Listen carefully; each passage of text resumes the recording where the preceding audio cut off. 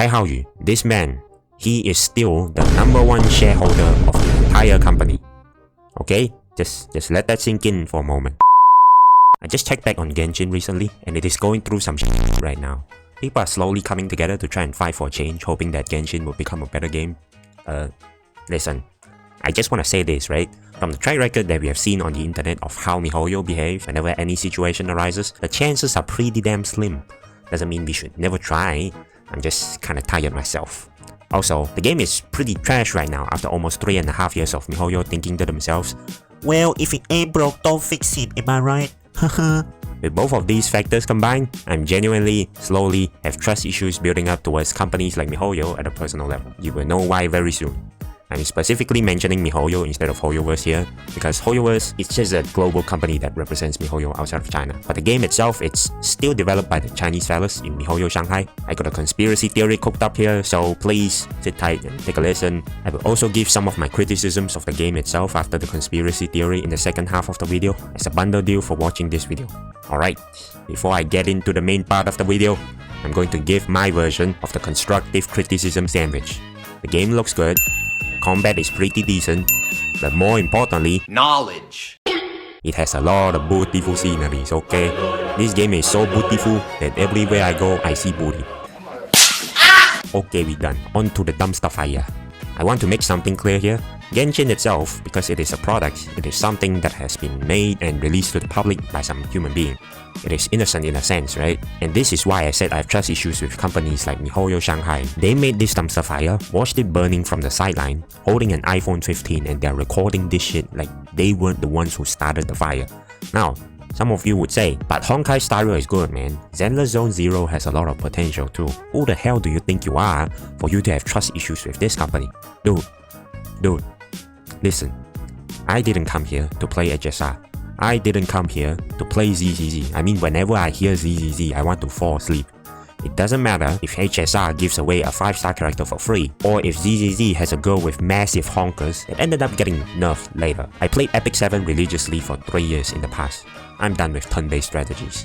The fact that a company has a running, ongoing live service game that is trash and them choosing not to do anything about it, sticking their head into the ground like an ostrich, says something about this company. If I haven't made my point clear here, get this. Y'all know about the version update live streams that go by the name of X.X, version update special programs, right? These are scripted, staged, and pre-recorded videos that the Hoyoverse and MiHoyo employees will just hit play during the live streams. Now, in any patch where there's gonna be a very special event such as the anniversaries and lantern rites, Dawei, this man will show up in person to host that special program. You know where I'm going with this, right? This means Dawei himself was filled in with what was going to be in the game before the special programs were filmed and released to the public. He knew exactly what was going to be added into the game, and he greenlit the operation every single time since launch until now. So far, we have gone through 3 anniversaries, 3 lantern rites, and we are about to celebrate the 4th one. He greenlit the pitiful amount of rewards 7 separate occasions. 同时，为了感谢旅行者们在过去1年里的支持与陪伴，我们还将通过游戏内邮件的方式为旅行者们奉上3个纠缠之源，3个纠缠之源。You might say, well, he's the CEO of the company, man. He has a lot of shit to deal with during daytime. They have a specific dev team that oversees the development and management of Genshin. Maybe he simply doesn't know about it. What are you talking about? Here. Listen. Let's say that he is a CEO/passionate gamer, but for whatever reason, he doesn't or he couldn't check in with the development of the games in person. Well, that definitely sounds very passionate to me, very impressive. I am so touched as a fellow passionate Chinese gamer, I am crying. But, this is a big one, okay? But let's say that he does check in with the development of the games in person. Sounds pretty tone deaf all of a sudden, doesn't it? If this is true, it means that not only did he, the CEO of MiHoyo, greenlit the launch of the big events, all of the patch updates up until now, version 4.4, which is the 30th version update since official launch by the way. He gave the Genshin dev team a big ol' massive AOK 30 times, okay, 3-0. I am a day 1 player by the way, and I wanna say this. Genshin Impact is a video game that peaked at its launch. It has been going downhill ever since. I know, Inazuma couldn't save it. Sumeru made it worse. I haven't played through Fontaine yet. It definitely seems to be a brand new experience. but I can't be bothered because Sumeru is gatekeeping me from getting there. MiHoyo, along with the Genshin Sims, made this situation that we are in today happen. I don't care if Techie himself says don't talk about the entire company that way because of the existence of HSR and the fact that games are handled by their own dev teams. I respect what he's doing at the moment as an actual content creator. Unlike me, I'm just a normal dude, but I will die on this hill if I have to. This is that big of a deal breaker for me, okay? I could never trust MiHoyo the same way I trust Kuro Game, for example. I could never. I mean, how is it even remotely possible for a company to have such a polarized treatment towards its own player base between two different games in the first place? Well, it has been brought to my attention that as it turns out, there is a guy who has been showing up more and more often during the conversation of who exactly made this dumpster fire happen.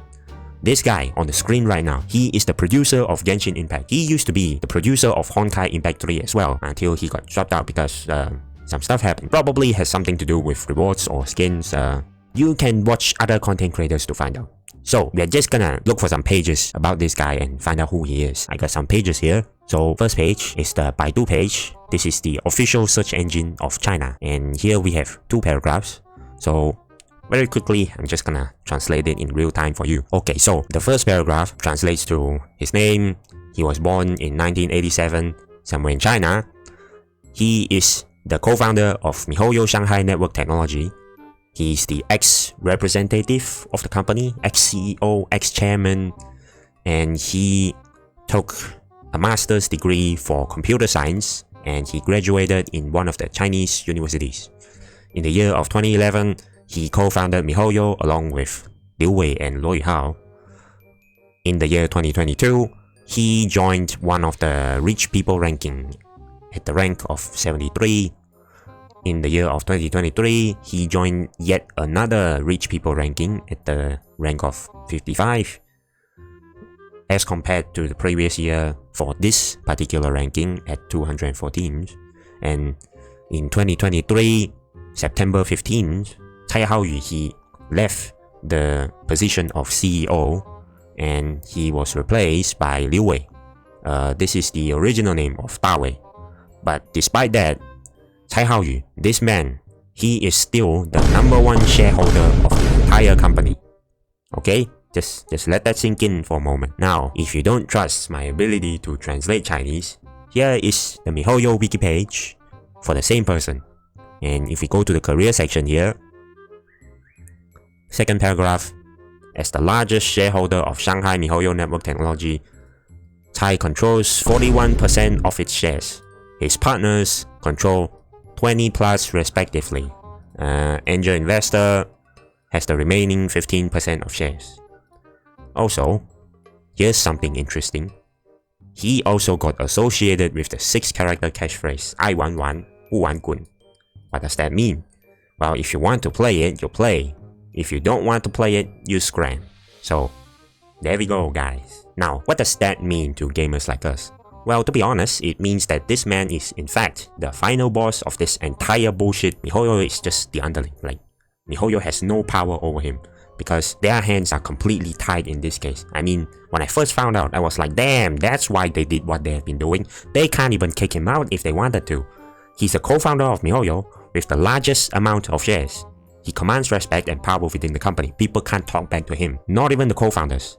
He and people like Da Wei and Luo Yuhao, who is the third co-founder in this case, they used to be a trio. They used to be best bros from way back during their uni days. If we try to kick him out of the company, the co-founders who have been best bros with him for more than 10 years are not gonna just step aside and say, oh, I see, I understand now, there he is, you can kick him out if you want to. I mean, think about it. If Da Wei actually cared about this whole BS and had the power to go against him, he would have done so within the span of the past 3.5 years, regardless of him being the CEO or not. Why do you think he hasn't spoken about it ever? And instead of speaking about it, Da Wei has been attending more and more offline events and the special program live streams as the face of the company. If you're still not getting it, here's the conspiracy theory. It is a business strategy from Cai Haoyu to go under and hide, let Da Wei, a man with a genuinely uplifting and charismatic smile, to go public so that people in the internet will forget about Cai Haoyu and what he did with Honkai Impact 3. Check this out, guys. Cai Haoyu was the producer of Honkai Impact 3 from 2014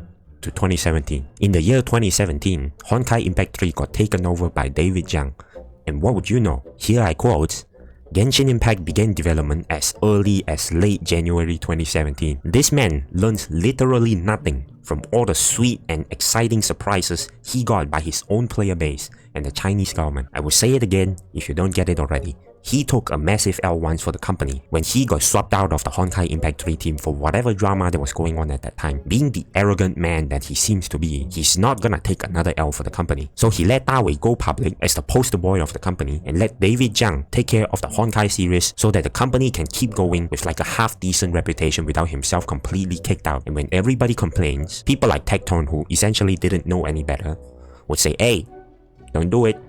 Don't do it, man. Because HSR exists, right? The company is invulnerable against criticisms now because apparently HSR is quote-unquote a good game.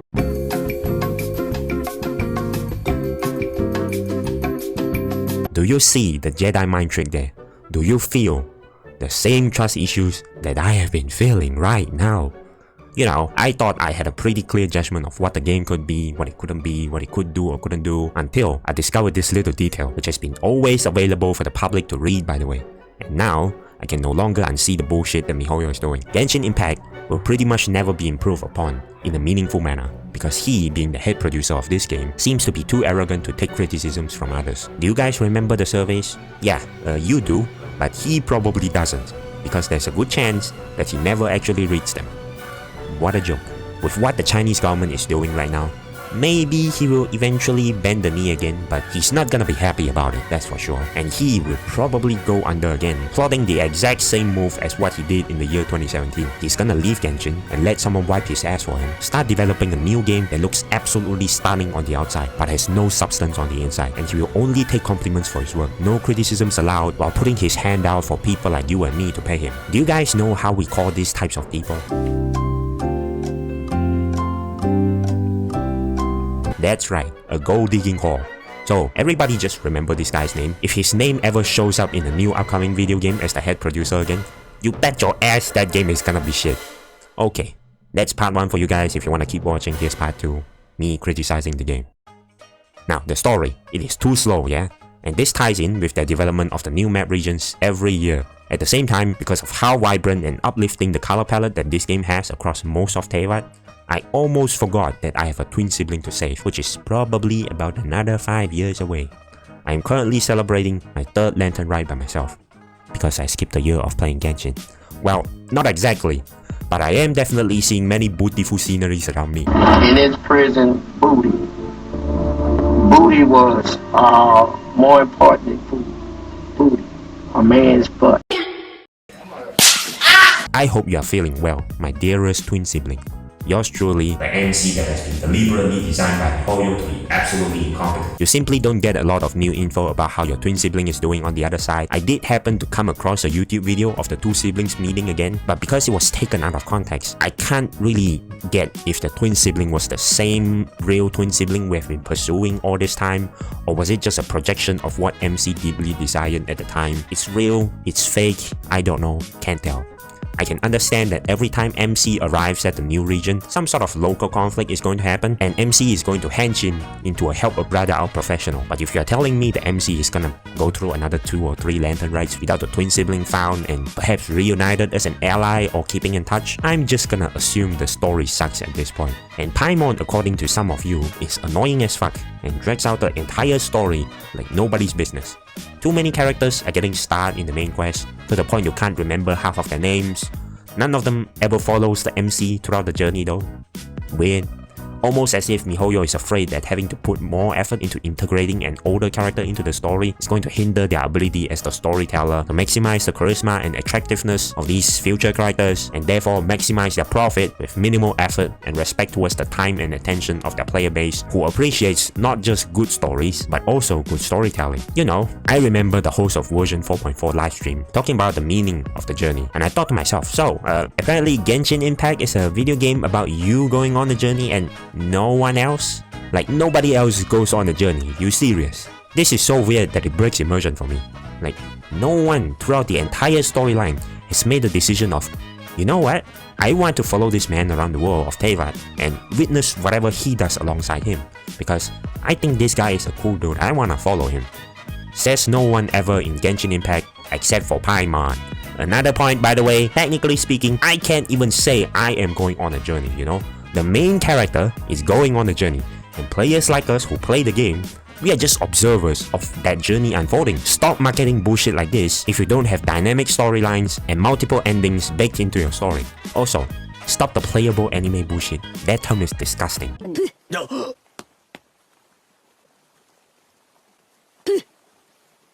Worse yet, HoYoverse deploys Operation FOMO for all of their event stories.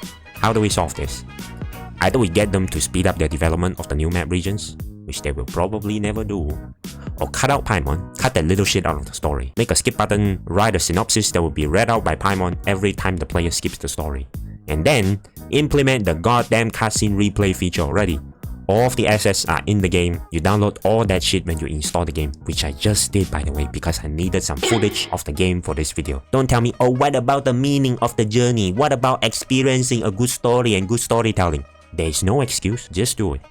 People would have not asked for that button if the whole thing was actually done well in the first place. But will they ever do it? We will never know. Will we ever be able to save our twin sibling? I don't know, spend 100k to find out. Oh wait, Tecton spends like 360k on Genshin, and he couldn't find his twin sibling, but apparently he doesn't regret his spending. Alright, sure, whatever. Now, the combat.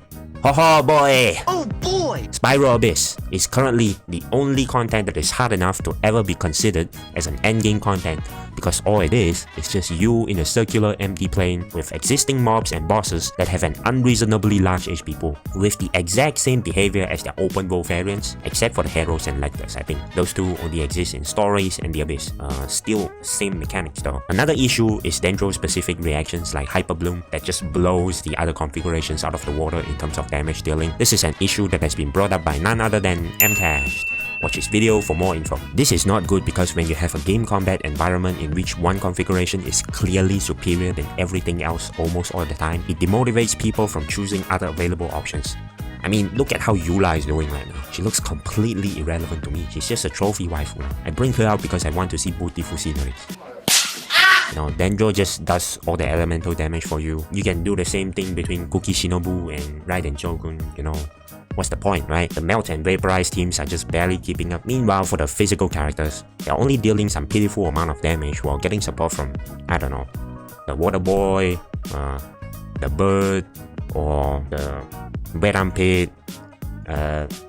What else do we have again? I'm sorry, you don't use Dendro?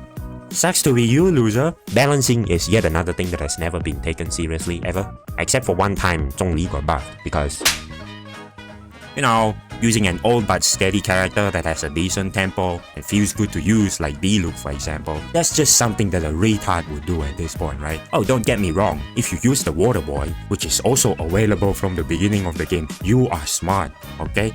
You got your smarty pants on today, look at you. But God forbid, if you use any one of these characters, man, you just went full retard. Don't go full retard, okay? Spend some money, man, don't be a retard. So how do we deal with this mess? I mean, you advertised the whole cast of Fatui, didn't you? How about you make some content out of that? You know, like some sort of a tower, and every single floor of that tower, you have one of those motherfuckers and their underlings. And you, as a player, will be tested based on your game knowledge, the understanding about the character, skill kits, combat system, and the elemental stuff. And most importantly of all, It's time to stop! your skill as a player to clear that goddamn tower. You know, while shitting on Tower of Fantasy at the same time because that game flopped real hard since release, even though it was marketed as a Genshin killer. Get it? Tower of Fantasy, Tower of Fatui, whatever. And also, I could see you have been introducing one Fatui member after another, like one at a time instead of an all-out battle. Wasn't that one of the anime cliches where the bad guys would just send one guy at a time as if there's some EXP balls for the MC to collect? And when it is time to end the drama with the final battle, the MC just became way too OP and the final boss just never wins. How about you not do that in Genshin? Balance your characters and tone down a little bit on the elemental attacks. Give people the freedom to choose whatever combat style they want while dealing similar amount of damage per minute. I'm not saying identical DPM, right? I said similar. There's still gonna be a difference, but don't make the difference too obvious, especially between the older and newer characters, because once again, when something is overwhelmingly superior almost all the time, people will just ditch everything else. and the game is gonna start to become boring to play real quick. And also another point, when we started playing the game, we build connections with the first characters that we get. But what you are doing, you're continuously telling us, oh, this new character, look at him, he's sexy. Look at this girl, her booty is huge, right? Look at the power levels of these new characters. You know, all those old characters that you have built connections with, they're not gonna follow along your journey. They're just gonna stay in their old cities. Don't care about them. Like, forget about the connections with them. Just get the new characters, okay? Stop doing that, okay? Just stop doing slimy snake shit like that. But will they ever do it? Oh shit. Here we go again. We will never know. Character acquisition and progression. There are way too many of them to collect. You have to go through the trial of the gods, that is the 50-50 system. Level up the character, raise their skill levels, get a weapon for them. There are also way too many of these to collect, by the way. I mean, you can ask Tectone how that feels like. Farm 5 pieces of artifacts that has the perfect stat distribution and set effects. Level up all of those artifacts to plus 20 for this one character, and now you may proceed to repeat that process for at least another 7 times so that your account is spiral bit ready. Oh, but for every new region that is released to the public, you will get new characters with new weapons and new artifact sets that are clearly better versions of the older ones. So now, you have to farm for those instead. Once again, sucks to be you, loser. How do we deal with that? Well, quite frankly, battle rates and more rewards, which are the two things that for sure all your words is never gonna give you. There's this saying that is extremely popular amongst the younger demographic of the Chinese society, like under the age of 40, that kind of young, not like 18, which fits the current situation extremely well, and it goes like this: 舔狗舔狗，舔到最后一无所有。 Okay, you guys are gonna be like, FT, what the hell is that? What is Tenko? What is that in English? Have you have you guys ever heard of the word Sims by any chance?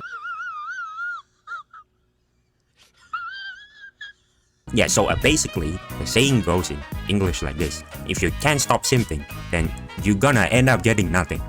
Just let that sink in for a moment, guys. The regions, they are too big for their own good.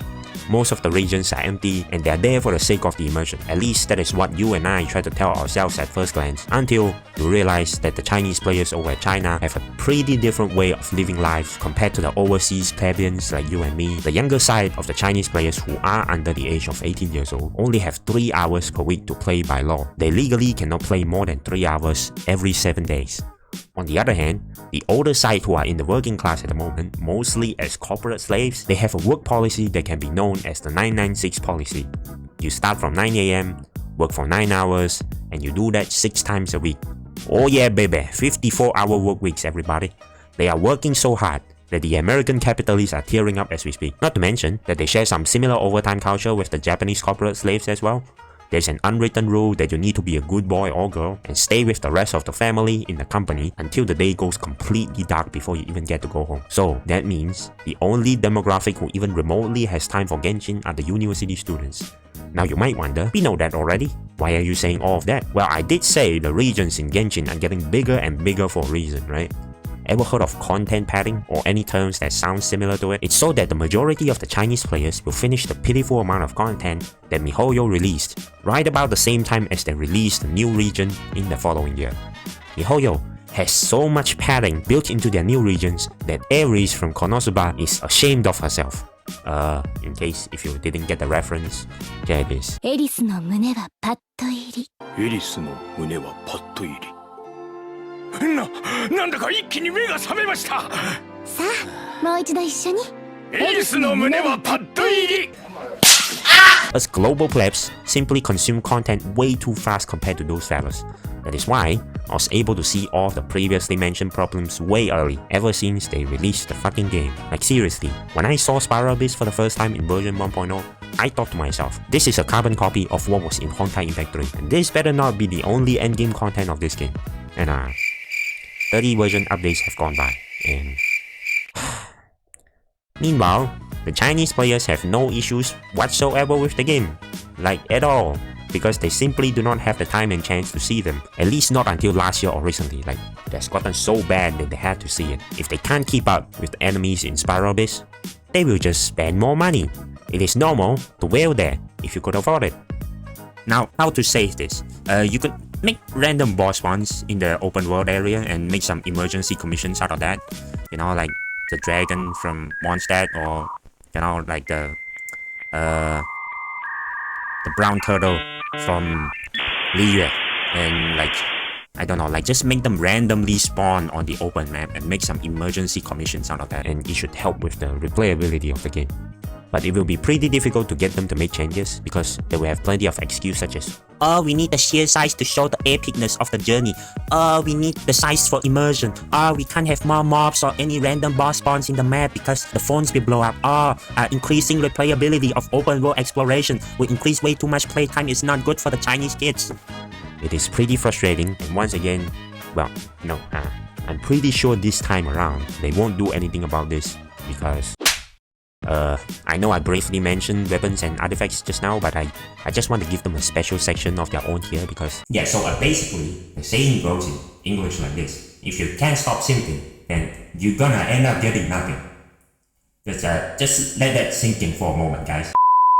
There could have been some ways about giving them away for free without having to pull at the banner, you know, that goddamn banner. Especially with bossing content, for example, right? You could have done something that gacha games have always been known for, having an incomprehensible amount of in-game currencies. Make one currency that only drops from weekly bosses. Or maybe even that Tower of Fatui I talked about just now. You could have offered some weekly bossing exclusive 4 or 5 star weapons and artifact sets that refreshes every version update in the coin store. Also, make sure the stats are fixed for these types of artifacts, alright? Just make them decent, not too good, not downright bad either. Just give us a fan service every now and then. But will they ever do it? Oh, we know that already. Okay, I understand now, yeah. Yes, I got it. Okay, alright. So, what is the takeaway of this video of me practicing my freedom of speech as a human being? If you're having fun with Genshin, keep going. I have no reason to stop you. I'm just gonna leave myself, to be honest, because I can't take it anymore. If you're hesitating, the boycotting, it might work, it might not work. What can I say? Like, Tectone, lead the charge. For Lordaeron. Try to take a break from Genshin, and I do very much recommend taking that break forever. Not that I have any credibility as a normal human being to give you recommendations in the first place. Just find something else to do. The world can be just as beautiful with or without Genshin. And yes, this is the proper English word, right? It wasn't the meme word that I was using just now. It's a proper English word. The world can be just as beautiful with or without Genshin. I'm personally trying to farm some money in real life and buy myself a sim racing steering wheel and drift around in games like Forza with some Eurobeat playing in the background. I'm not coming back to Genshin, not because I hate the game, I want to make that very clear.